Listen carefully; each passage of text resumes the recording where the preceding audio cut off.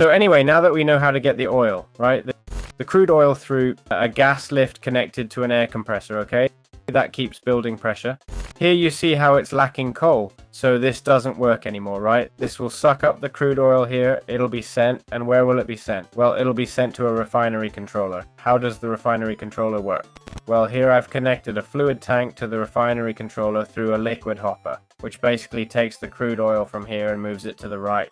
But we could easily connect it to the gas lift machine, but we'd have to make sure it's always on, right? So, as you can see here, it's full of crude oil, okay?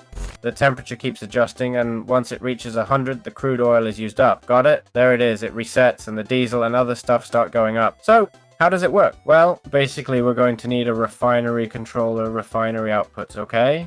And thermal lagging. So we'd put the refinery controller, the refinery outputs, we'll put 4, because the maximum output a refinery controller can have is 4, okay? Which would be diesel, kerosene, gasoline.